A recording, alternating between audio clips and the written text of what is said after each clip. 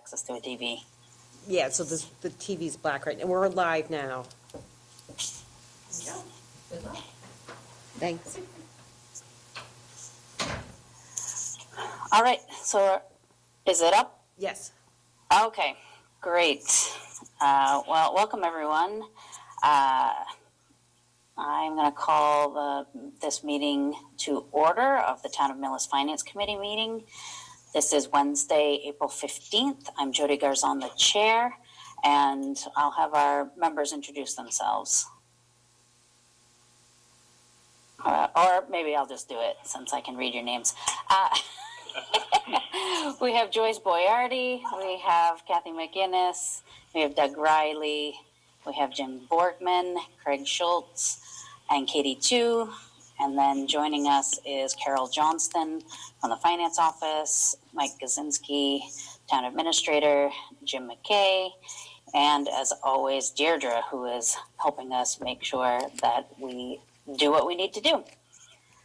So for tonight's meeting, we are going to review the DPW budget request for fiscal year 21. Then we're going to review the budget request by the town clerk, the elections and registrars.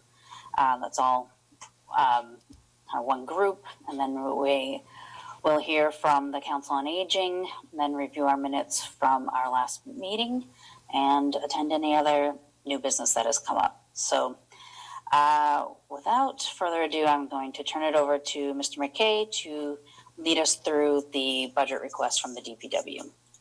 Thank you, Madam Chair. If I put it this way, the presentation, it comes out backwards, right? No, you can read it. It's not backwards. Okay, so if I read that like that, believe me, I'm not going to go and read all 60 slides. We'll get through these quickly. The Department of Public Works consists of 4 divisions with 7 budget line items. The General Fund has 4 budgets: highway, transfer station, street lighting, snow and ice. Then we have an enterprise fund for the sewer, water, and stormwater enterprise funds. The requested budget for this year for FY21 is $4,665,224. Most of this is just backup, so I'm just probably going to highlight any of the slides. This is our percentages for the DPW. That's how all the staff is split. Next slide is the organizational chart. The only thing I'd like you to note, there's 1 open position here, and I don't think I've changed that yet. That's the DPW organizational chart with the percentages over the other side where they're split. And I think you have all these. The next is just all the DPW equipment and how they're rated. I'd like to go back up here. We're not asking for any vehicles this go around. That could come back and haunt us. When. We still have aged, different large dump trucks for snow and ice. I can answer questions about the snow and ice towards the end of the meeting because I'm sure there'll be questions about that. These are the buildings, all the different mowers we have, the sanders, and the different type of buildings that we have. So the first budget we'll talk about is the general fund. This is the breakdown of the percentages for the staff in the general fund. The next slide is the budget that we present. This is for salaries for the general fund, and I believe this is actually what goes to town meeting. What I highlighted in red is increases, but I will, when I get to another slide, it shows it all better. This is the expenses part of the general fund. And the next I'm going to get to is the transfer station. We only have 1 person in that position, and that's, as you can see, 0.40 full-time equivalent position. This is the salaries and the expenses, and again, you can see the 2 highlighted in red. I will speak about them in the next upcoming slide. Next we have is the snow and ice budget. Again, highlighted in red, the increase. I'll explain that when I get to it.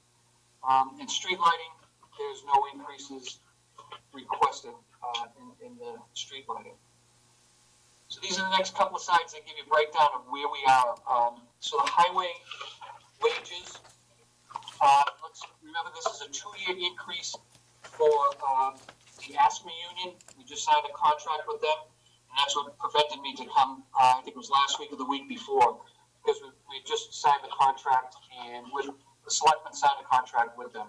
So the increases for salaries is $36,997, and that also includes the SEIU for 3 years, because that was signed last June, and 2 years of the ASPE, so that's what a large increase in it. In this contract, I'll just briefly explain that we did a reorganization with the staff, and it's all to do with the DPW study that was being done, and it was all part of that. The selectmen looked at, upgrading and changing positions. And part of the MOA with the union, we've increased, we're going to have a DPW superintendent, we're going to have a water and sewer superintendent, and then we're going to have a facilities manager. And those increases are not reflected in that amount because we just posted those positions today. And we're not going to ask for any more staff. It's not going to be an increase in staff. We're going to do it within what we have. It's just the idea of responsibilities that the staff is going to have to incur for taking these positions. The transfer station wages, the expenses for the general fund is $472,243. So the total $748,599.48. I rounded them up after this one. Transfer station wages is $27,447. That's an increase of almost $1,600, and that's a full 2-year ASPE increase. The expenses, there's no increase in the expenses of $77,662, and that's a total budget of $105,110.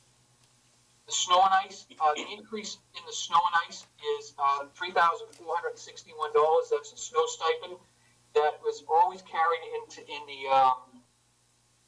the personnel plan, and that's for the DPW director. I had to hit many plateaus to get that amount, because I don't get comp time, and it was never built into my salary when the new position, it was left this way. I did not get it this year because we didn't hit any of those plateaus, so that money, but we still have to carry it every single year. So the wages, and that's mainly overtime for the DPW staff, is $54,922. The expenses for the snow and ice is $170,727 for a total budget for snow and ice of $225,649. In the expenses, we pay for the contractors, and we pay for the maintenance of all the snow and ice vehicles, and we pay for rock salt and sand. I can tell you that the wages is approximately $1,500 over budget of the $54,922, and there's approximately $13,000, and I'll get clarification on that because we're still fixing some vehicles in the expense line. So, knock on wood, it's supposed to snow. Who knows if we're going to get it, but it is supposed to snow in the next couple of days. So we will have approximately, say, $14,000 going back into the general fund, or and it has to go back into the general fund because that's why it was separated. Before, when it stayed in the highway budget, we used it to pave a road or something of that liking, but that's not how it's set up now. We changed that about 4 years ago, so it has its own budget. Street lighting, there's no increases there. It's still $43,850. We did see when we changed everything over to the LED lighting, street lights and all that, we saw a significant decrease in the cost of that. But we also took a lot of money out of that budget and it went into other departments other than the DPW. And the bad part about that is expenses. I should have broken that out even more. Expenses, and it also pays for the electricity.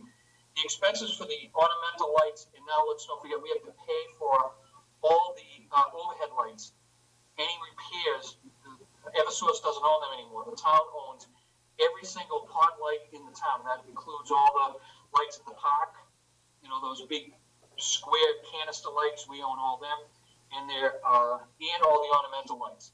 We're looking for a grant through Mr. Weiss for replacing all the ornamental bulbs to change them to LEDs. To hopefully, you know, we'll get some savings there. So the general fund budget is $1,123,208. Madam Chair, do you want me to keep going, or are we going to ask questions during this? Why don't you go ahead and kind of run through your package, and then we can deal with questions. Good, very good, sounds good. So the next is just all those increases that I just, you know, highlighted. It's broken down even further. The office cleaning with the new DPW building for $2,500. Road maintenance, there's a Form 6 that we'll get into that in a little while.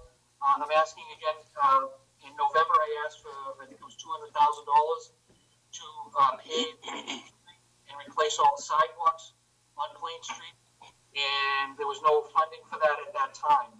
Every year I do ask for some sort of road maintenance type, and when I get into the explanation, it gets into the form, I'll explain even better. The new Clyde Brown School, the new building, it's massive, and under the stormwater management, there's an increase of $4,048 for the roof and all the parking lots that were built, you know, to associate with the school project. So there's an increase in that. So what happens is the town puts all the money into, the school doesn't pay anything separate, the police, fire, DPW. The only enterprise funds pay their own way through the stormwater fund, but it was set up that the increase in for the stormwater budget, and it's not the budget, but you know the footage is the calculations is put in budget, and we pay it out. So the highway total of increases is $56,548.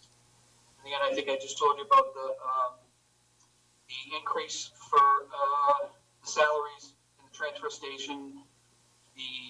We're asking for an increase of $2,000 for the recycling at the transfer station. Those costs have gone up. No one wants cans. Nobody wants the bottles. Nobody wants paper. And we've seen an increase, and whether that would be shared by the ratepayers of that, the selectmen have to have that at a public hearing. And the total for that is $3,161. Snow and ice, I explained the snow stipend. So the total increase for the DPW budget, including salaries, is $99,768. And again, there's 50 of that is, you know, for road maintenance. So the Department of Public Works communication system, it's a two-way radio system, is operating on a low-wave frequency. The company that has maintained,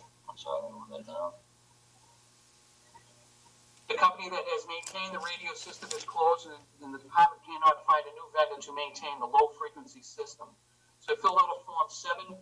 The cost for that, and it's on a state bid, is $55,004. I'll give you a little background on that. I asked the schools if they could wait because they were on the same type of radio system, and somehow they found the funds in their budget that they could go out and they couldn't wait because none of their buses, with the 5 new buses that they got, they had no communication. So they went out and did it over I think it was right around Christmas time that they replaced this system. And the DPW couldn't afford, even if, you know, it will be split 3 ways, but the cost for the radio systems, I haven't replaced a radio in the last 8 new trucks that we've purchased. There's no communication whatsoever in them. And we took most of the cell phones that the staff had. We took them back because it was more of they just weren't using them. And we think it's a better communication-wise is through a radio system. And then the request that line item supplies road maintenance be increased $50,000 from $20,000 to a total of $70,000. The increase would be used to conjunction with yearly Chapter 90 funds only, and during the yearly approval process for Chapter 90 expenditures, the director would report where the funds will be allocated and approved by the select board. And those are both I gave you a copy of the Form 7 for the radio system, along with the quote. You don't have to go through all them, I'll get rid of them. That's the Form 7 for that, for the $55,000. And there's a quote. And the good thing about this also, it's the same radio system that the police and fire are on. So probably for the first time ever in this town, probably back when they used to use phones, but we'll all be able to communicate and have the same maintenance person repair and fix all the radios under one contract.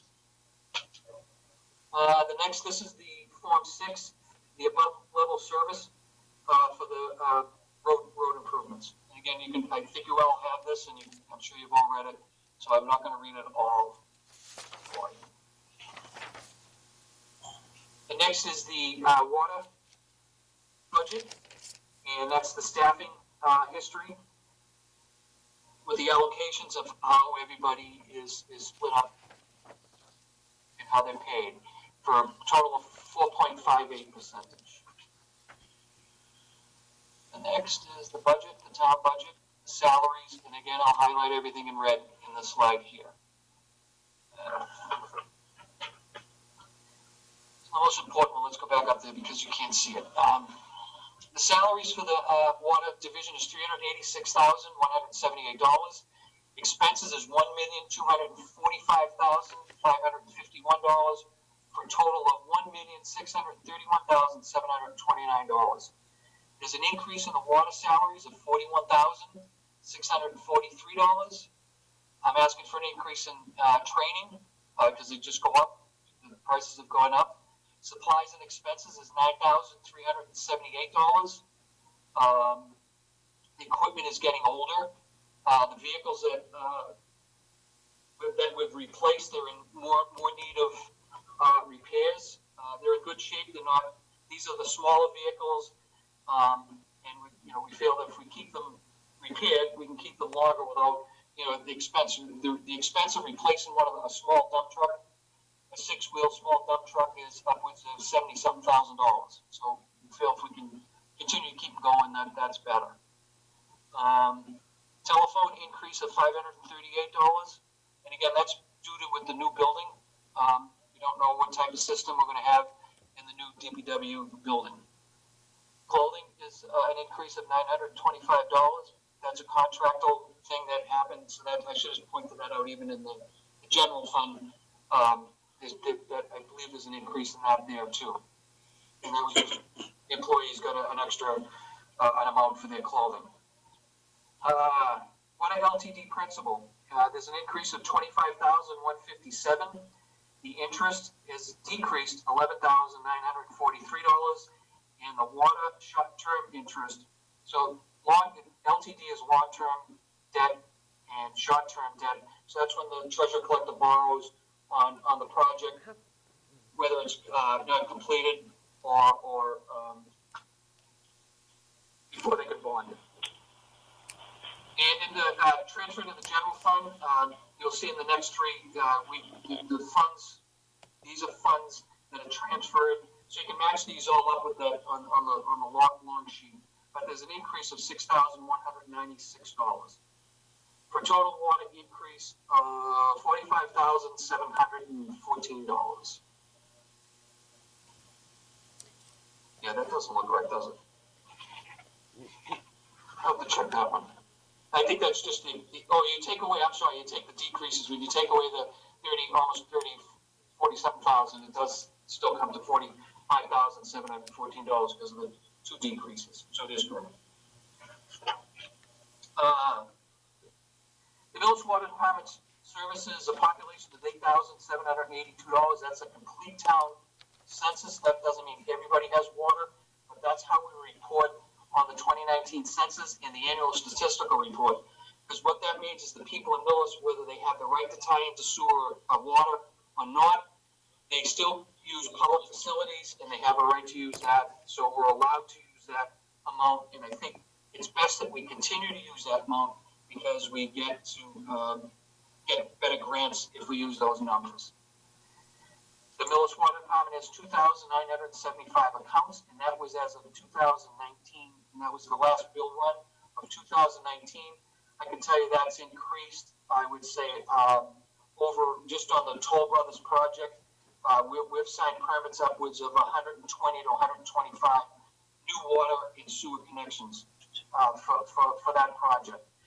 That doesn't mean that they're actually using the sewer, but they've come in and dropped off permits for water and sewer upwards of 120 to 125 units. And they got to dump another big load on us either this week or next week. And they usually drop them off, it's like 35, 40 at a time. Mm-hmm. And Deirdre can contest to that because she has to process them all. The Millis Water Department operates 6 wells and 4 treatment plants. It can yield a daily flow of 4 million gallons per day.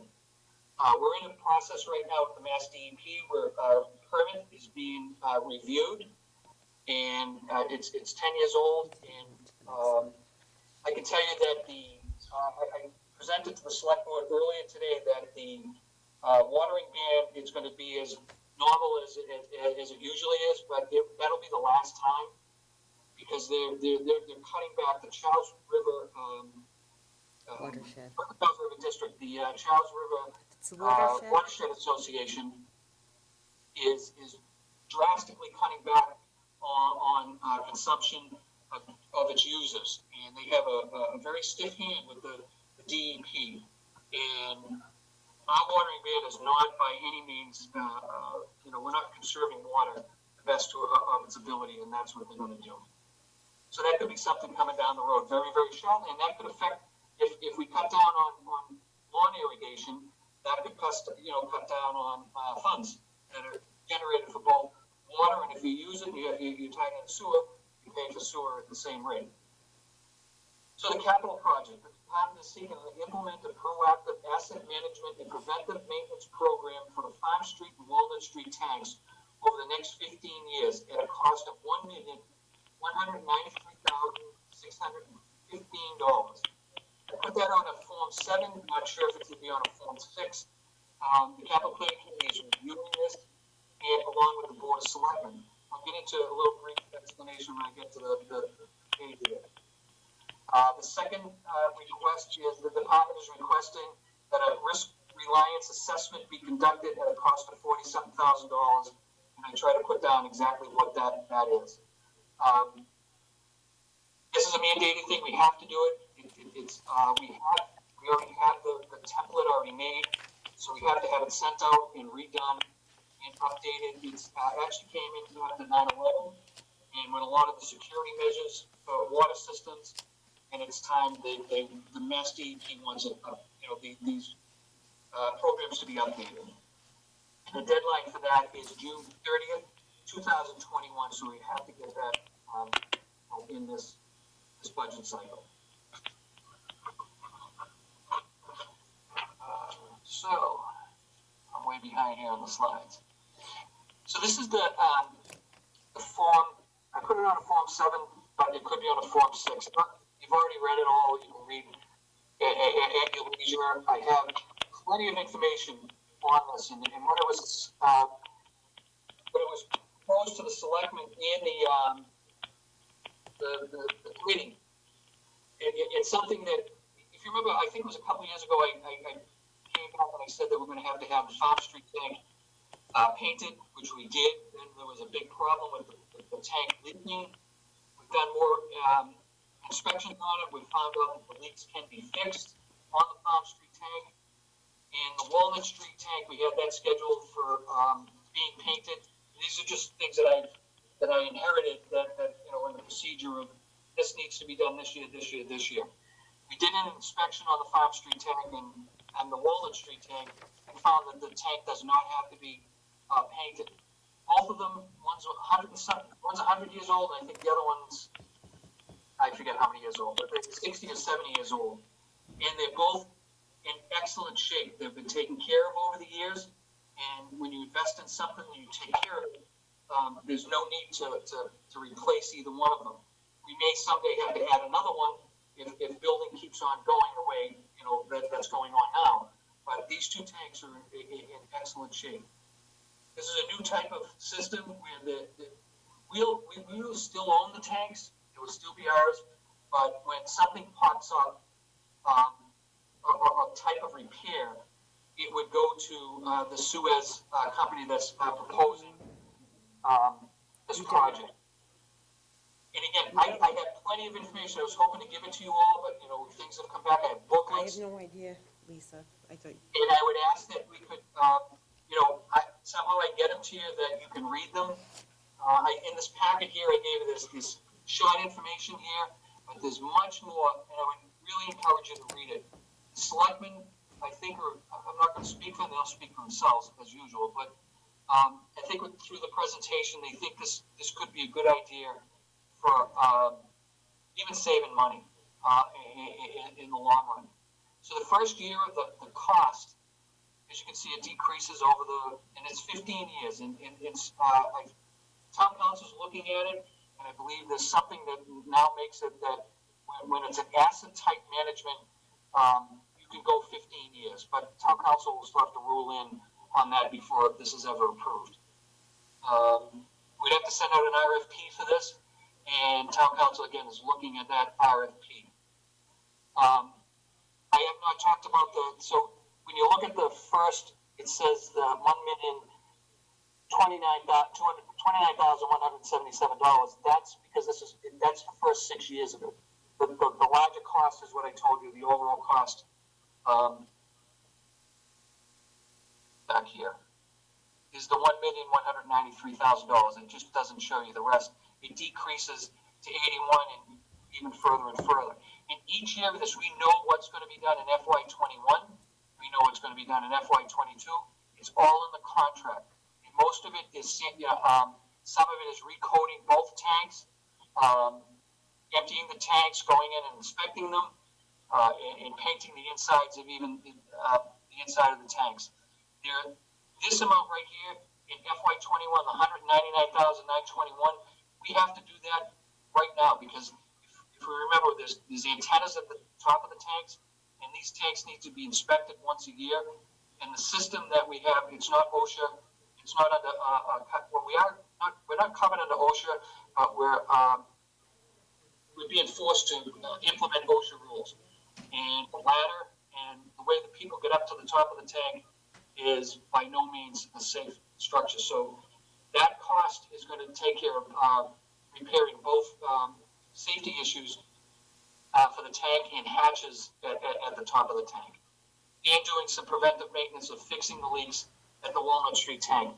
And again, I have all that in the packets, and maybe me and Deirdre we can look at trying to mail you out the brochures that we have from Suez. So we'll move on from there. And this is information, you might find all of it what you need right in here. This is the EPA. It shows you no, this is still that's the Walnut Street tank, and how the EPA and the DEP like actually these programs because it takes it out of the hands of the town. Here's the Form 7 for the, and here's the risk management, and it explains why we have to do it and why it's required by the Mass DEP. And yes, Kleinfelder has given us quote to do that. I mean, they have all our water history. If we go outside to another company, if we went back to Woodward and Curran, or we went out and got a bid from somebody else, this would be more money because they have they know all our entire water system. They worked on the water sales when we were looking at selling water to Midway, and they did a study that all this, they can pull it all off that study during that time. Okay. Moving on to the sewer. Again, this is the percentages of the breakdown. There's 3.61 employees, full-time employees, paid out of the sewer division. Is the accounting office spreadsheet, and I believe this is what goes into the final book, which is approved at the end of the year. These are the increases that in red, again, just like everything else, and I'll get into that right here. Just gonna move mine. Hold on one second. So the FY 21 salaries is $266,150 with expenses of $1,139,867. FY 21 total is $1,406,017. So the salary increase is $22,506, and the increase we're asking for telephone is $431. O&M cost for the Charles River is pollution district is $24,800, and the Charles River assessment, and that we paid off most of the loans for redoing the at the Charles River has decreased, so we have a savings there of $39,300, that's pretty good. The sewer long-term debt is a decrease of $13,290. And the sewer long-term interest is a decrease of $16,165, and the sewer what is that? Is $4,833 short-term debt. And the transfer to the general fund is an increase of $5,069. So we need to subtract all in red. We have a decrease in the sewer budget of $11,116. And you can read this. This is just, it gives you, the main concern for everybody here is this bullet point right here. The Miller Sewer Department is a customer of the Charles River Pollution Control District and is permitted for 628,000 million gallons a day with a daily flow permitted plus the flow in the department. So what this means is with the daily flow, what we're permitted, that's with new that's already out there, that's already built, and we're waiting for people to, tie into the system, and permanent flow that's promised, the promised flow, so that's like for Toll Brothers, so on and so on. We even included we have 3 40B projects that the town's actually looking at.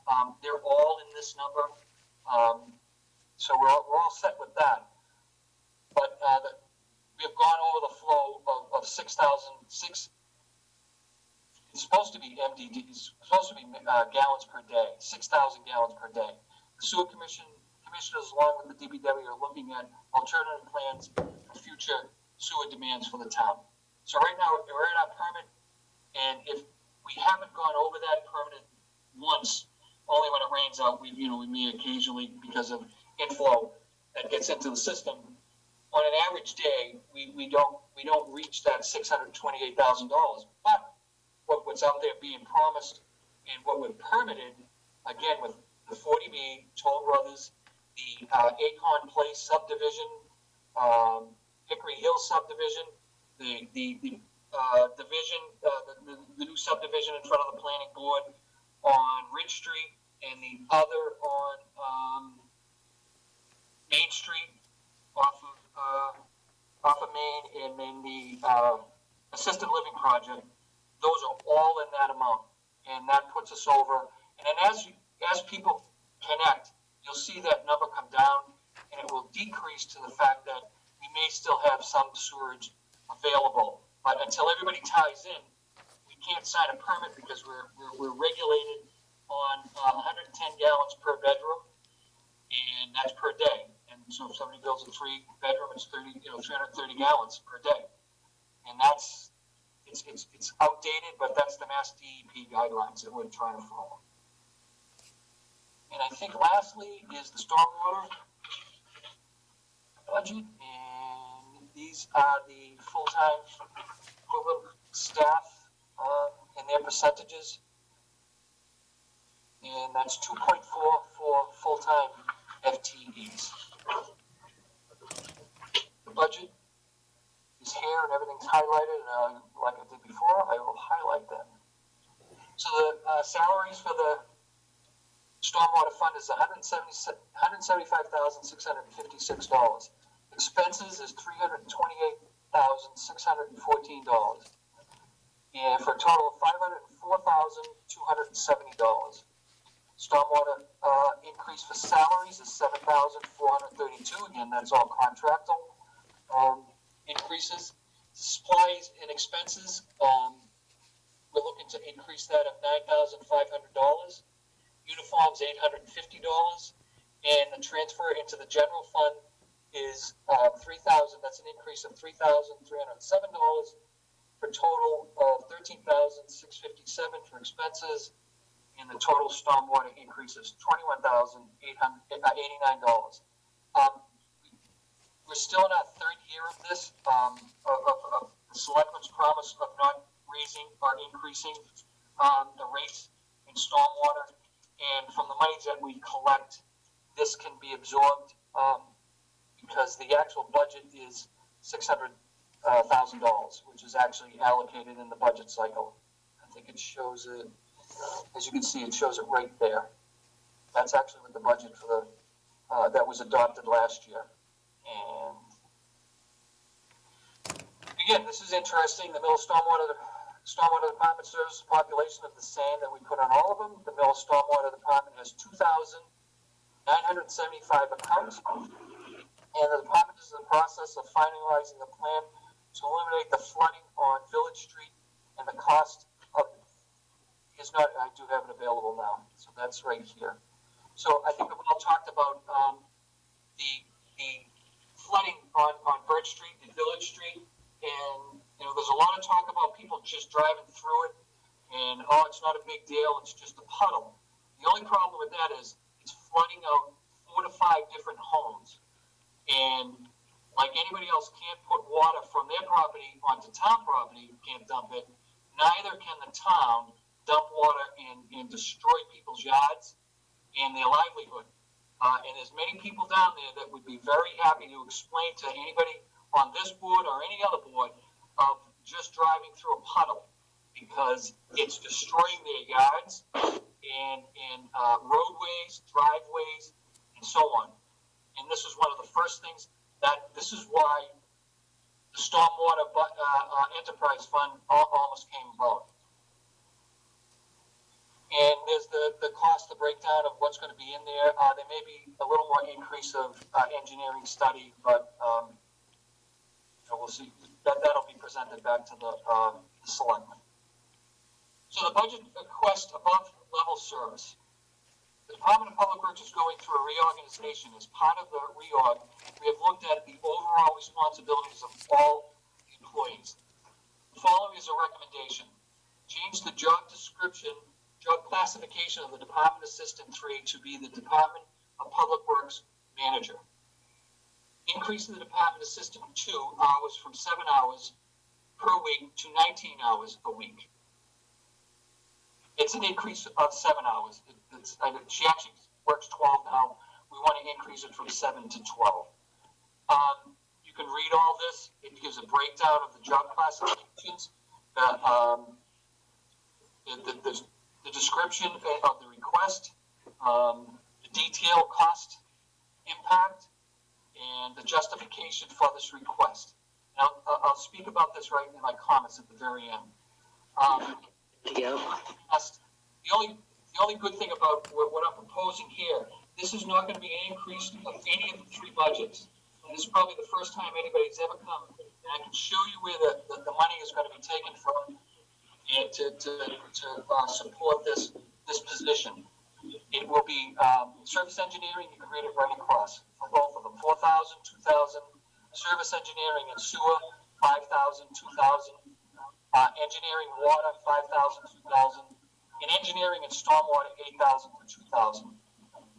Right now, this is what we pay out for this. DPW overtime, because of all the that needs to be done without increases, is $6,500. We pay GCG Associates on a yearly paving contract to get the contract ready to put out to bid is $4,900. Kleinfelden to hear all the hearings and assist. This year it's above that $10,000 now. That was actually 19.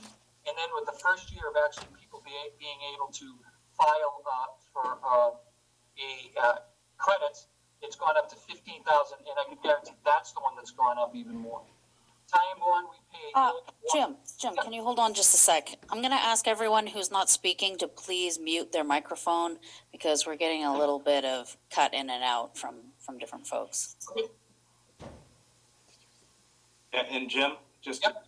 we have two other people on tonight, and unfortunately, there's 60 pages here that I've read, and I don't know. I've got a hard stop, and I'd like to hear from other people, and we're well over your time. Yeah, this is the last one. This is it. So we'll go through there. If you read it, then you read it. And then for the first time, I've actually given a job description of what the budget procurement manager will do. And you can read that, and that's the end of it. Okay, thank you, Jim. So now I'll open it up to any questions that folks might have. Wait the time. I have one question. When will we get a selectman recommendation on the budget? And that might be more Mike, because until the selectmen recommend, it's very hard for us to look at the 60 pages here and all the budgets and say what it should be until they selectmen come in with an opinion and tell us what they think it should be. Then we can refer back to this and see if we concur. So that's kind of what I'd like with to everything, know. correct? Is it that would be correct with all budgets, correct? Exactly. Yeah, exactly. That's correct. And great question. I know the board just met this afternoon.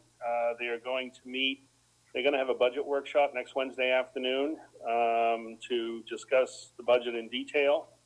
And they're going to meet again on the 27th to have additional discussion. And I think you should have some additional guidance by, assuming you're meeting on the 29th of April, you should have some guidance and direction from myself and hopefully the board by the 29th. And one question about, Madam Chairman, one question about that budget workshop meeting. Is that a selectmen's meeting? It is. Is it going to be scheduled during the day? Because for those of us that are still fortunate enough to work, can't hit a 2:00 meeting and still be fortunate enough to work. So, Well, even though I'm only a quarter mile away down the street.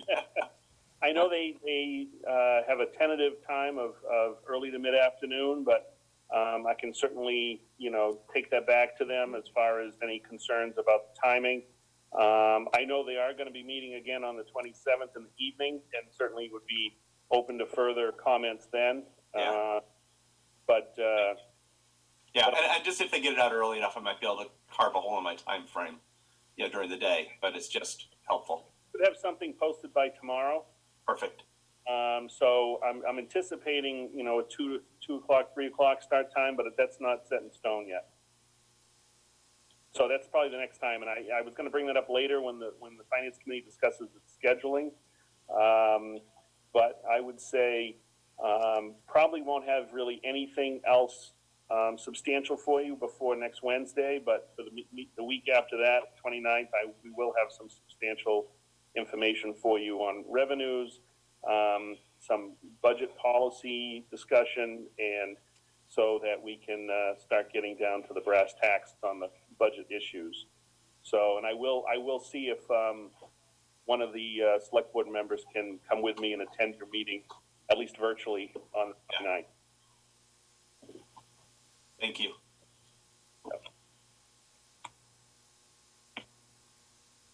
I'm assuming that there may be some DPW items that would be on the capital planning or the capital article, but I'm not sure. So the new radios, those will be as a separate article, or would those be encapsulated under the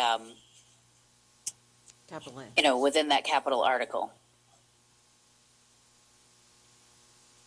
Yeah, I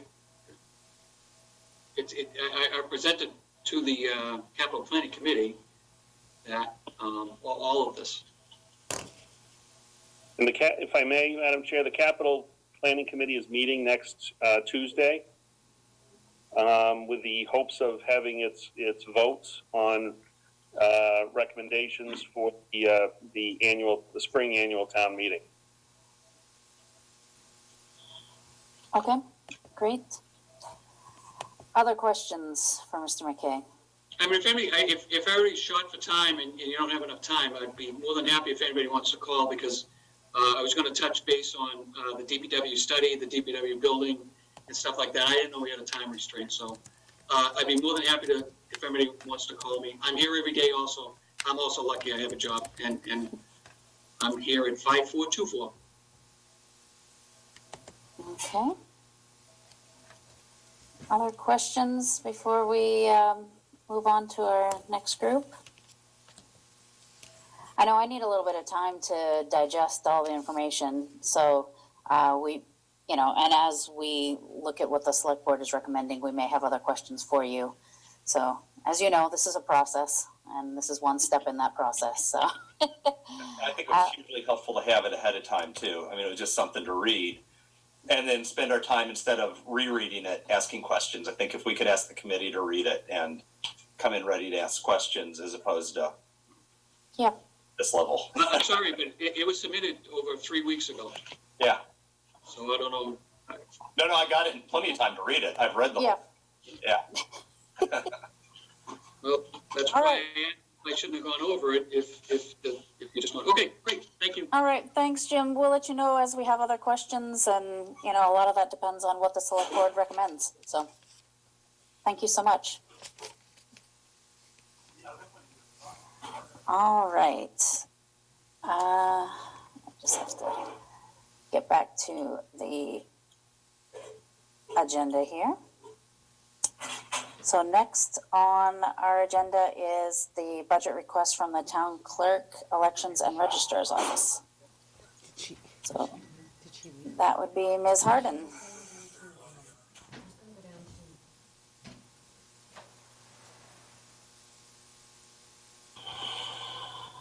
I see Lisa's here, but she's muted right now. Yeah.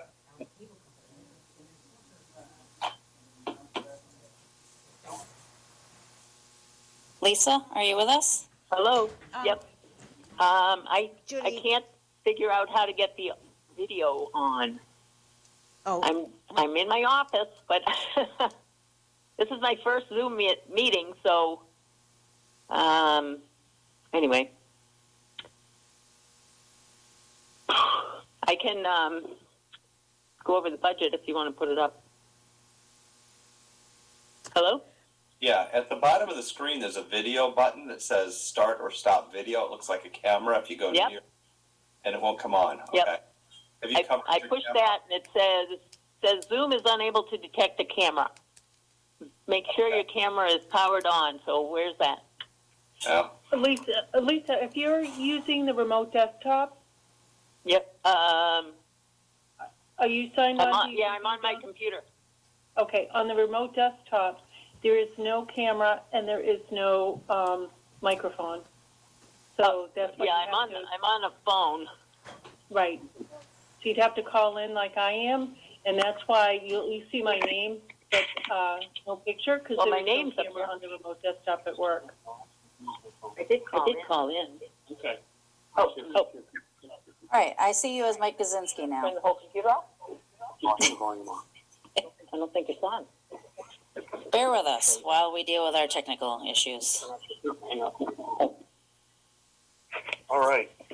I'm doing 7 of these a day. I'm kind of my favorite is the people that Hey, post great. it over their camera.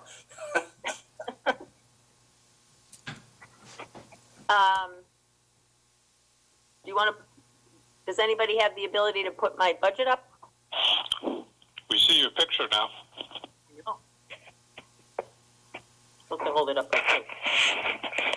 Yeah, we were able. I was able to get it off the website. I mean, the town website with all this stuff posted up there, Deidre, is great. I mean, it's really easy to find. I keep forgetting I'm muted. I can just follow it from the website. Oh, so there isn't the ability to have Yeah, I can share my screen. I bet. Hang on a second. I just Well, need she can share hers down the bottom. There's another thing that says share screen, Lisa, with an arrow. There you go. My screen pop up? Oh, yeah. And do I have any appropriate tabs I up in my browser? Yep. Yep, looks good. Whoop, Okay. where- There you go. And I can make this a little bigger. All right. Well, good evening. I'm here to present my budget for the town clerk's office. It's fairly straightforward. Can you hear me? Yes, we can hear you. There are only small increases in most line items. And the main topic that I want to address is the increase to my stipend. So if we could just cover everything else and then we could just go to that. The salaries clerical, that is the union contract increase. Clerical overtime is based on what's currently going on. So I had to put it up a little bit, plus there's usually a lot of overtime related to elections in the fall.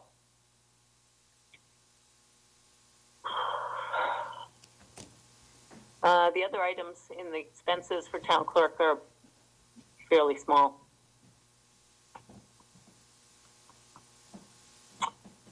Registrar, very little change, like $200.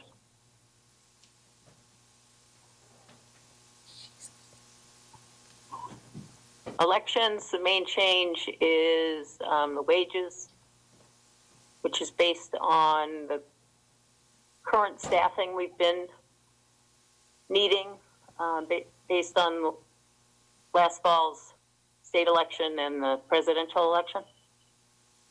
We need early voting, which is taking more staff than we had thought it would take. Let's see. Yeah, the two above, I guess you'd call them above level service requests that I had. One was for, they're both in the town clerk's office. One was for an online dog licensing program.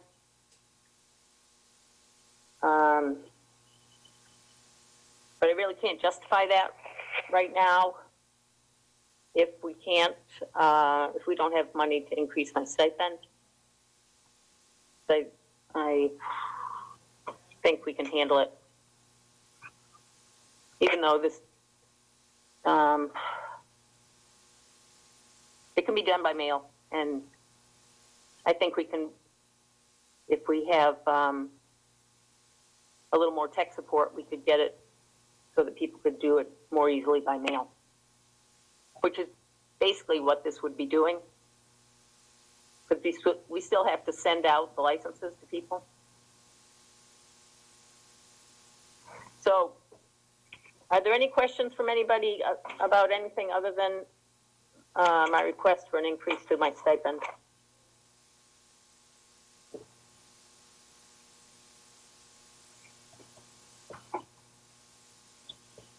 No?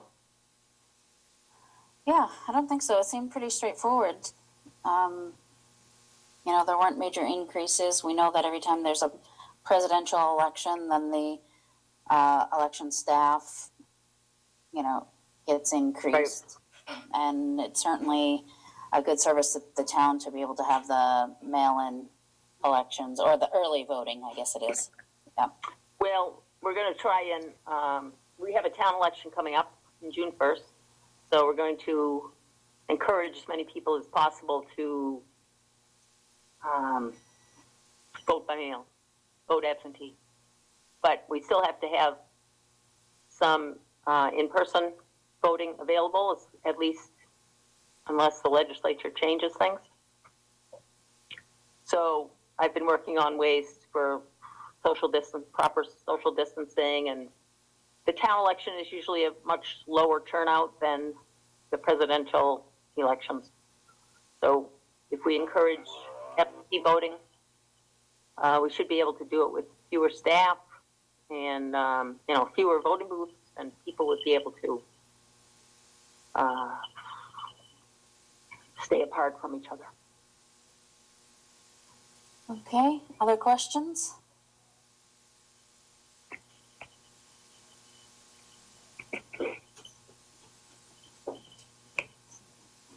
All right, hearing none. I have one. I noticed, sorry. Yeah, I go ahead, Joyce. It was the, Joyce Boyardi. I understand the stipend increase, but then in the letter, there was also the $77,000 request for, salary. I'm just questioning that. There was a letter. That's probably, that's if I was to go full-time, which I feel like a broken record, but I've been asking for many years to be made full-time, but right now, since nobody's talking to me about it at all, I'm thinking maybe we could do it incrementally, so I'm just asking at this time to go to 25,000. And then eventually your hope is to go increase to the 77,000. Well, that's this year. I mean, that figure is, open to negotiation, open to discussion. It's kind of based on sort of what other department heads are making in Millis and what other town clerks make. And my assistant is now making 60, so if I was to go full-time and be salaried, I would expect to make more than her. No, that's what I'm saying. That 77 was, you were talking as increment, and you're talking incremental until you are made full-time, if you are made full-time. It's an idea I'm throwing out there. Great. It only goes to 25, that's what happens. All right, thank you. Okay. All right. So should I continue with that issue? Or should I put You have more to say on that? Oh, yes. You Okay. don't mind? Have a few minutes? Let's give a couple of minutes. That's it. On 'Cause to- yeah, just 2 minutes. The Select Board and Finance Committee are expecting me to be a department head for a department with full-time staff, open full-time, employing a full-time assistant clerk and a 20-hour-a-week department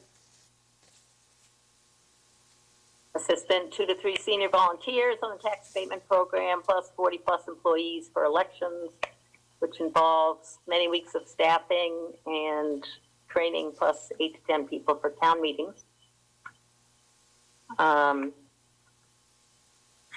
The report last year, which the Select Board requested, which cost us $6,000,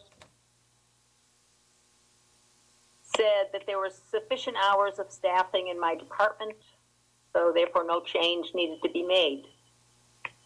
However, the report did not address the issues that I had asked the consultant to look into, one being, should a full-time town clerk's office have a full-time department head? The consultant's response to that was that it is a policy issue. I did my own survey and had access to a statewide survey that the Town Clerks Association had done. Every other full-time town clerk's office in the state has a full-time department head. Every other full-time department in the town of Millis has a full-time department head.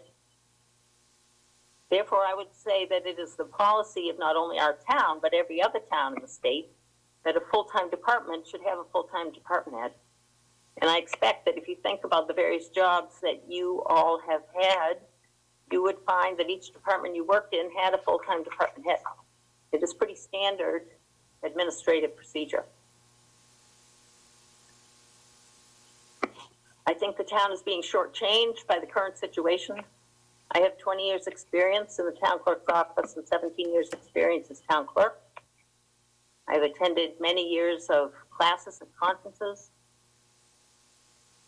While I have been employed by the town, I attended law school at night, passed the bar exam, and have been a practicing attorney in the areas of estate planning and real estate since 2003.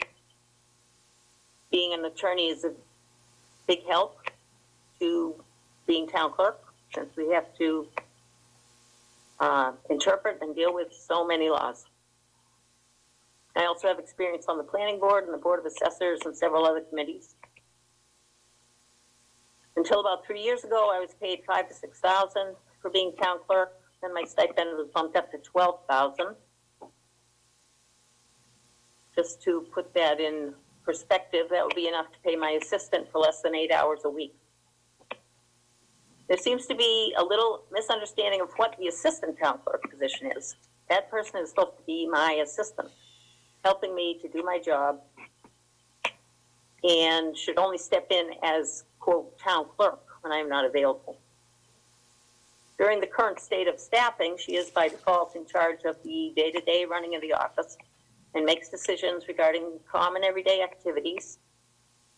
In consequence of my not being visibly in the office full time, my assistant is asked to make decisions and address issues that I should be making. While she does the best she can, she does not have the experience and education that I have. Her job description is not that of town clerk, and the town, as I said, I believe is being shortchanged by not utilizing my experience and education as well as it could. Lisa, Yes. Joyce Boyardi, Madam Chair, do you mind? No, go ahead, Joyce. If you became, I'm a little confused, is the office being run with, how do I ask this? If you've got an assistant clerk working there and you're looking for full-time hours, would her hours then be cut down to part-time? Well, this is a difficult conversation to have at a public meeting because they're union positions and they are my staff, and they don't like to hear me say anything about cutting their positions. And I don't particularly, that wouldn't be my first choice, but this report that the selectmen are going by claims that we have sufficient hours now. So Well, are you it would involve some kind of, it wouldn't have to involve any change.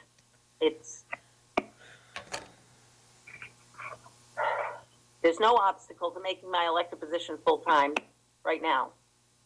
By July 1st, if not immediately, except the will of the Finance Committee and the Selectmen to make it happen.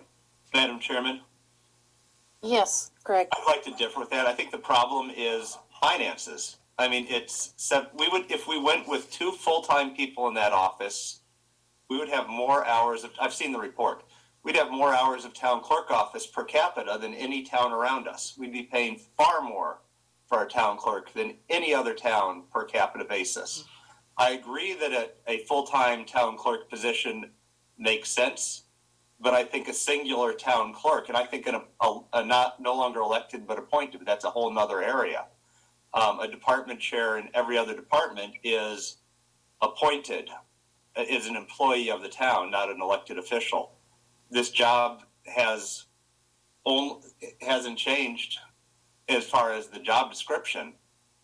And we've increased the stipend. I think that the idea behind it was what it was. But if we're going to go to full-time town clerk, I think it stands to do a whole structural reconfiguration and reconsideration of how the position is set up. And it's not that there's the will of the selectmen or the will of the finance committee. It's find us another $77,000, find us 4 firefighters, find us 2 police officers. Patty, I'm sure we're going to be looking for council on aging. So there's always a request for money. And I would rather put it into a position where we know we're short-staffed, not put it into a town clerk office to make us the most robust per capita town clerk's office in the Commonwealth, or at least in our neighbors, according to that study. So I'd rather put money where we're short-serviced than than make us one of the higher-priced ones. Mr. Riley, you have a question? You gotta unmute yourself. Yeah, I just noticed that. I was also just gonna add to Craig's point and regarding the policy issue, that this is a topic that has come up and is being discussed on the Charter Review Committee. So there's a couple of different things going on here. Thanks, Mr. Riley. That's kind of my, my view on this. What seemed like a simple fix to my naive self years ago, I realize now that it's very complicated, and there's a lot of different pieces involved to it. There's the position, in that it's an elected position, and then how does that get funded? And then there's the whole staffing issue. There's union versus non-union. I think most of us here would agree that the way that it is structured is kind of wacky, and maybe it doesn't make sense for the way the department should be structured based on what it does, but it's what we've got right now. And how would we get from what we have now to what would make more sense? That has been less clear. So I appreciate you continuing to put this issue before us. A lot of the matters that are involved with it are things that are not under our purview. Some are, some aren't, but as we know, it's not an easy issue to sort out. So it's, something that we need to continue to discuss along with the other folks who have other pieces of this, the Charter Review, the Select Board, Town Administrator's Office, all of that. Can I respond? Yep. I'm just asking for 12,000.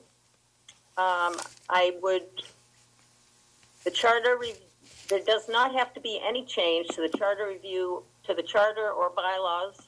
All the towns surrounding us have a full-time elected town clerk. We all are aware of many positions in the state, our reps, senators, etc., who are elected full-time people.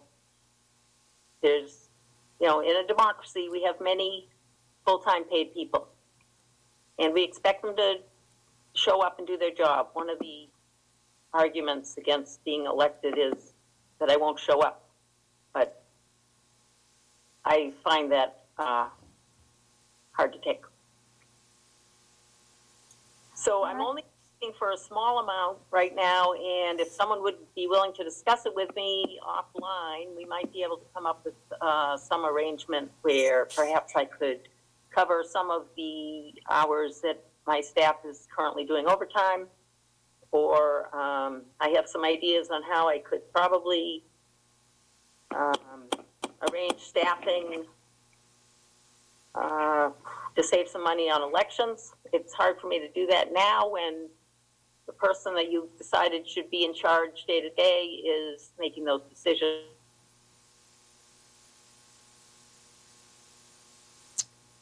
All right. Well, thank you. Thank you, Lisa. I think we'll leave it there, and if we have other questions, we'll reach out through Deirdre.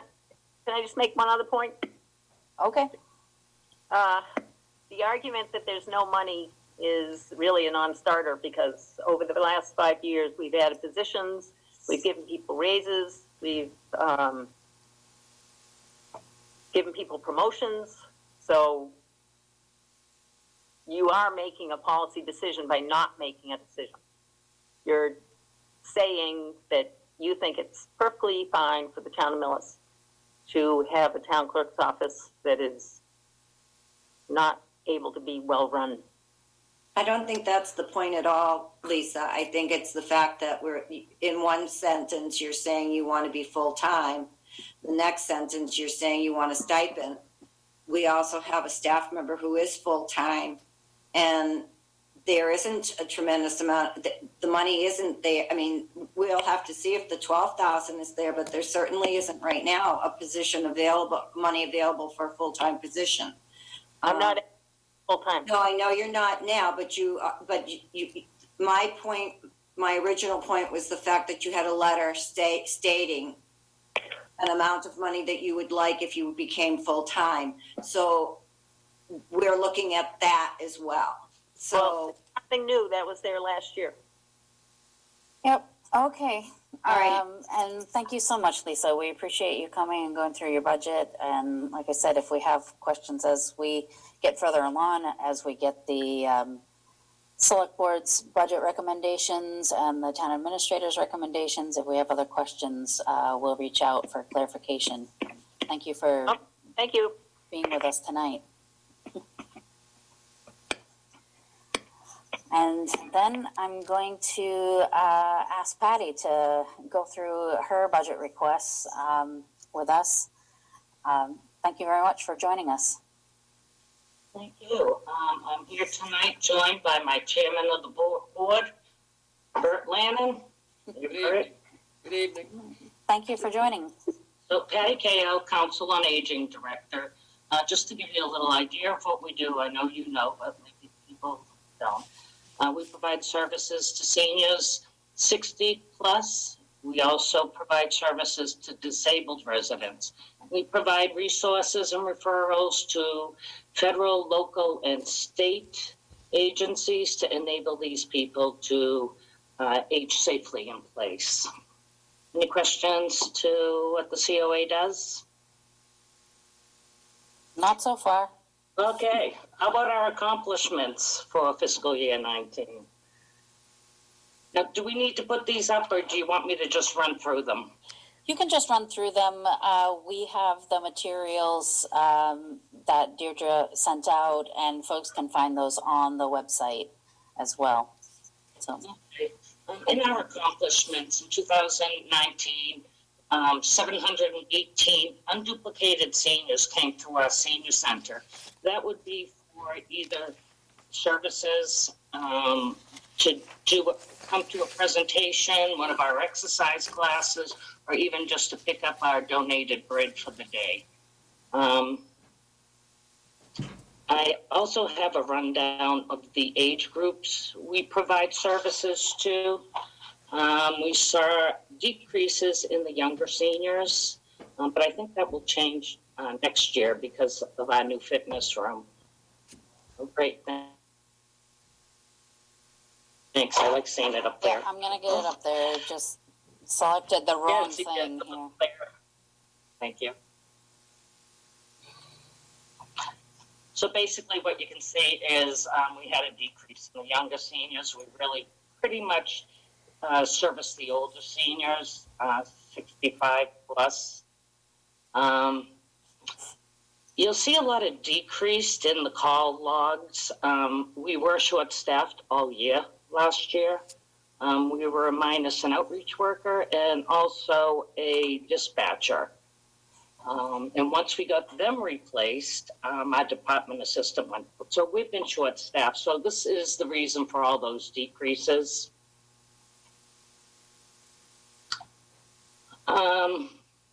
Paratransit reimbursement is what we get reimbursed from the state for providing transportation. That has also decreased, and that's only because of the formula they use. They compare our drivers' wages with ride-eligible passengers. So that's a complex formula. So we did see a decrease in that. And as you can see, we didn't drive as many miles. Senior population up, as everybody knows. I believe it was 54%. Yes, 54%. Yeah. Well, Yeah, so that's about it with our accomplishments. Anybody have any questions about that?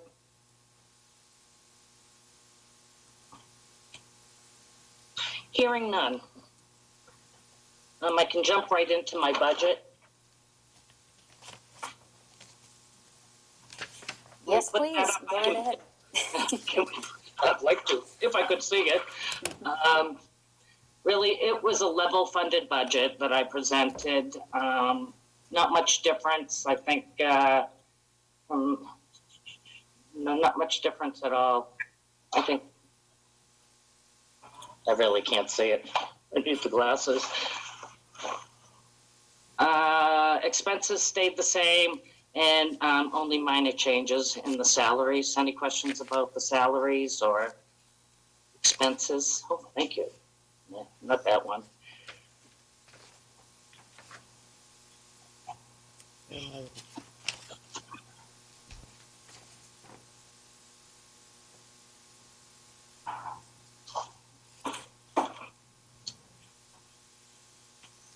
Well, it looks like you have basically the same staffing as last year. Yes, we do. Yes. Same vehicles. Got the 2011 that will probably have to be replaced, but not for a couple of years. We did request an above-level service. This is not a new request. We have been asking for, I think this is my 8th or 9th year, asking for the same identical thing. What we're looking for is to keep the senior center open till 4:30, Monday, Thursday. And this is what it would take. As you all may know, we have a feasibility study being worked on by Abacus. And one of the things we want to do is get fully staffed before anything happens. You know, it's kind of useless to expand on the senior center and not have the staff to function.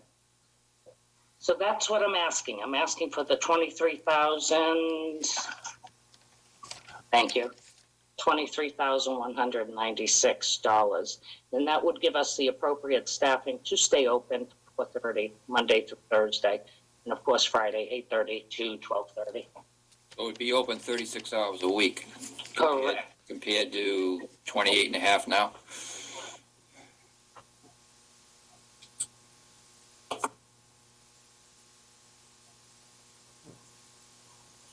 The other thing with regard to the feasibility study is it'd be kind of tough to go to the town, at some point to go to the town and ask for money for a revamped, renovated or new senior center and then not even be open past 2 o'clock every day of the week. And one day not be open past noontime. So that's our thinking on that. Yeah. And then, so it looks like you have a capital request, which is $8,000 for flooring of room 21. Yes, in the past 2 years, we have done new flooring in room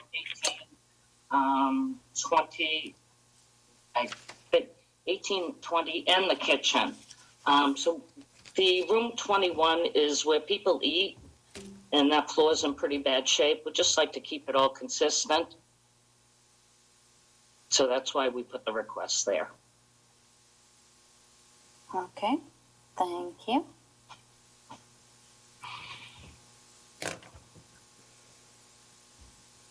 And we have host community agreement marijuana impact funds request form as well. Really, I'd really like everyone to look at that because I think the benefit of medicinal marijuana, it really outweighs the benefits of opiates for seniors, and it's been proven to be very helpful to them. So if we can look at that, that'd be greatly appreciated. So this request would use the impact funds to help increase operational hours. Hours and also services. Okay. And Madam Chairman, Yes. as we said with the rec department, I think, I can't remember anymore, but as these requests have come in, items that, using it in salaries, I don't disagree with your need for it and the need for it in this department.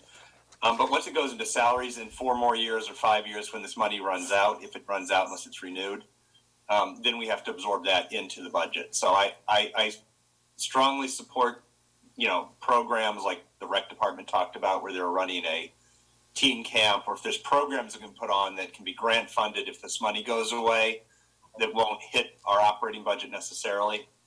I think you make a strong case for the $23,000 for the extra hours. I mean, that in and of itself, I think, is a strong case if there was money available. If we find out there's money available, that one does resonate with me because I look at our services compared to other towns and we're behind them. Putting the facility issues aside, I think that you can't ask for a facility until you have the program to support it. And I think more money to support the program will bring more people in, and then we can look at what we can do with the other side of that. But I think the whole idea is, program and hours trumps is the most important thing a senior center can offer, Council on Aging can offer. All right. Thanks.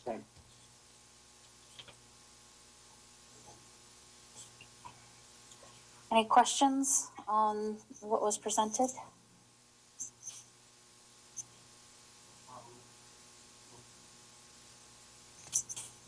Well, thank you as always for, pointing out where we can, do a little better when it comes to the Council on Aging.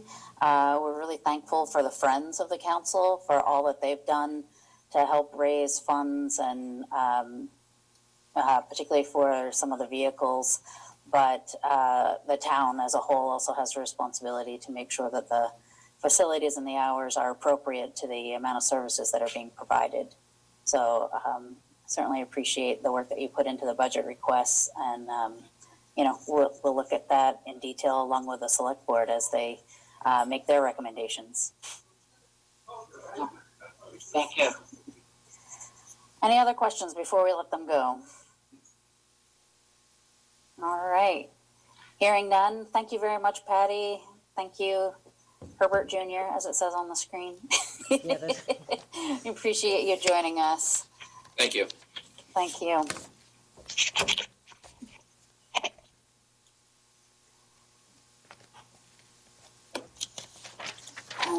The next item on our agenda is to approve the minutes of our last meeting. I move we approve the minutes from our last meeting as written. I'll second that. It's been moved and seconded to approve the minutes of our last meeting, which was April 1st. Any comments, discussion? All in favor, please say aye. Aye. Aye. We got a thumbs up from Kathy. Okay. Wait, I forgot we can do that somehow. Yeah, it's on the reactions. Yeah. There we go. All right. And no abstentions, no. All right. Sorry, I'm getting chats as I'm talking here, trying to read and speak. That makes it a little complicated. I can read no, Kathy. Oh, no volume. No volume. All right. I can hear you. Do we have further business that we need to attend to? I just have one question for Mike if he's still on. I've heard from several friends in the legislature that to expect a pretty pessimistic revision to free cash for this year, and I'm not asking for comment or commentary on that, but I think the sooner we get some numbers for free cash and other, reworking the estimates for revenue is going to be critical. So don't expect it to be favorable. Yeah, it's a major item that we're working on over the next couple of weeks. Is trying to pull as accurate a revenue picture together as we can. Not easy. No, it was looking great up until, months ago? Months ago, yeah. Yeah.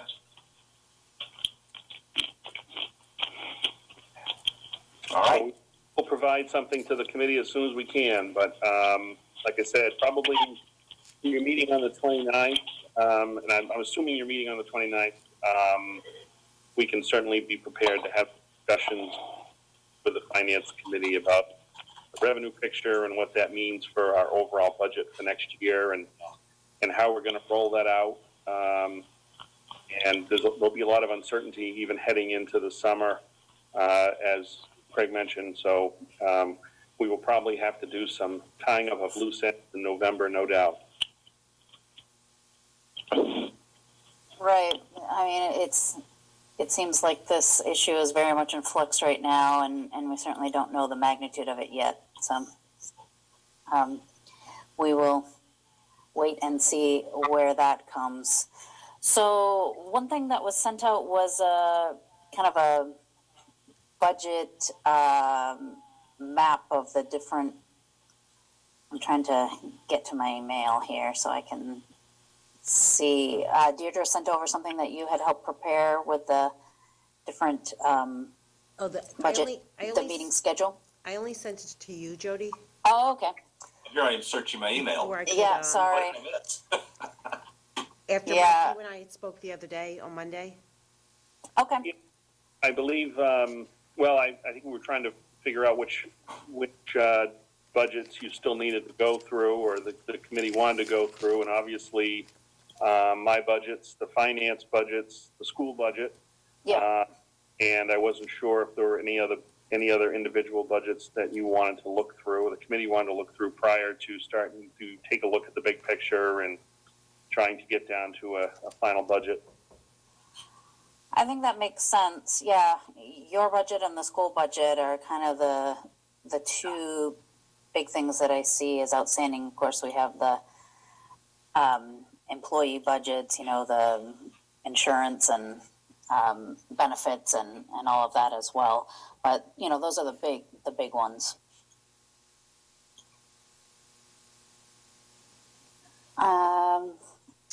All right. So, and where are we with the schools with their budget? I saw something about that. The 29th, so they'll be ready on the 29th. So what we were thinking was, like, on the 29th, have a little longer meeting rather than meeting next week on the 22nd? Yeah, I'm thinking that probably works. makes sense. Because I got plans for school vacation week. Yeah, no one's going I'll be right here. It's entirely up to you folks, but the schools will be ready the 29th. Okay. Okay, so we're going to plan to not meet next week, but we will meet on the 29th.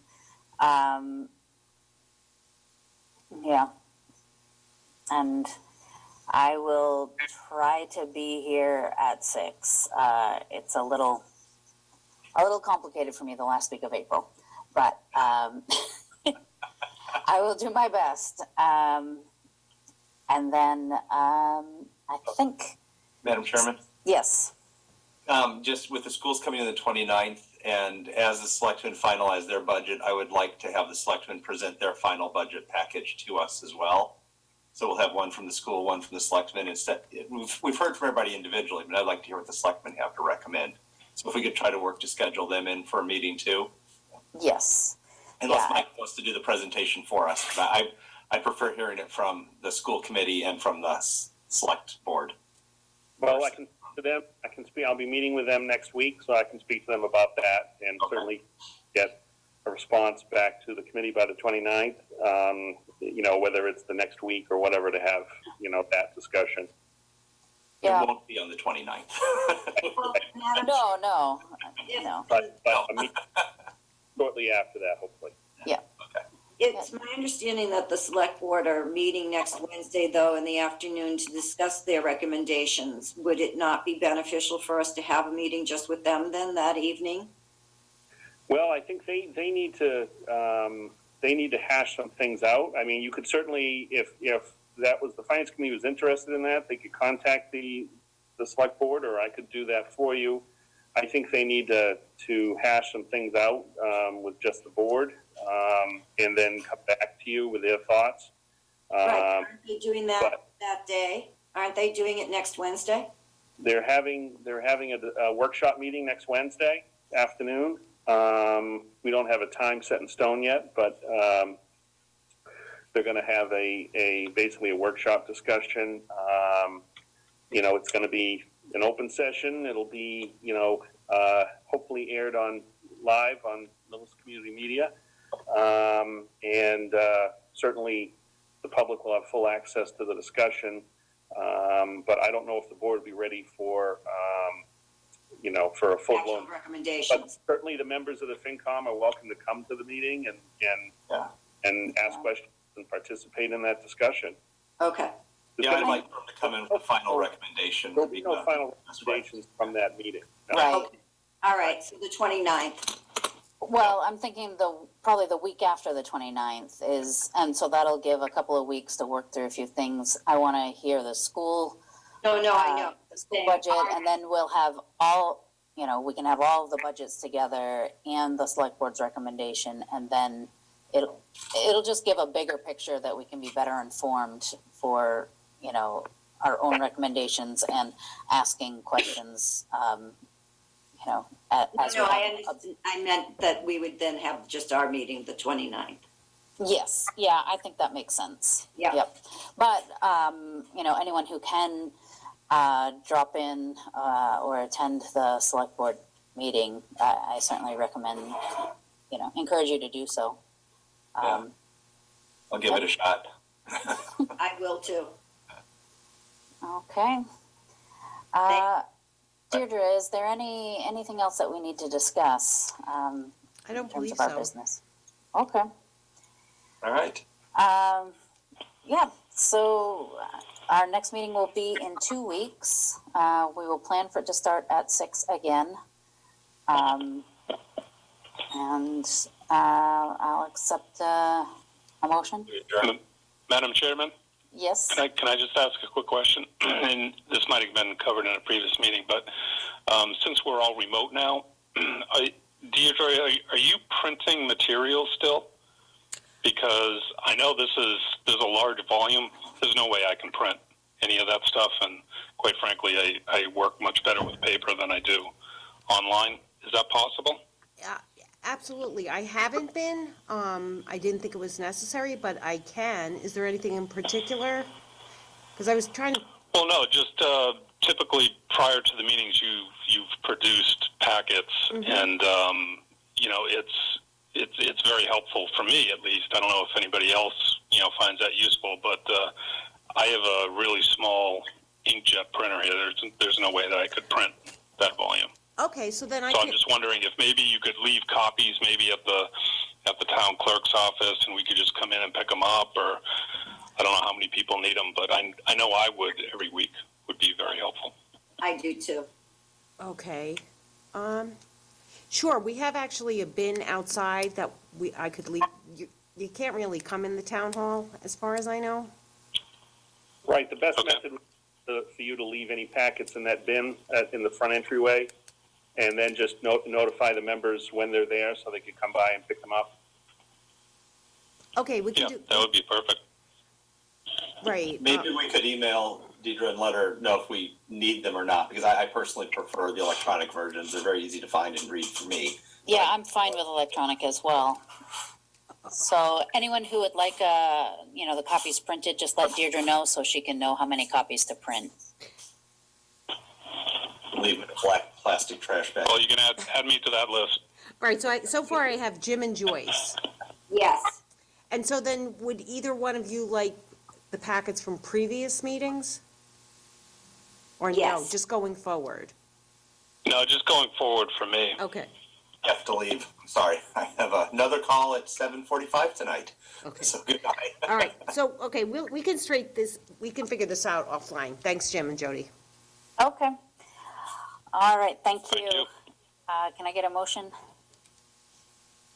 I motion to adjourn. Joy. Second. Been moved and seconded to adjourn. All in favor, please say aye. All right. Aye. Aye. Kathy's waving aye. Okay, very good. Thank you very much for being here, and I'll see you all again in 2 weeks. Sounds Thank good. you. Thank you.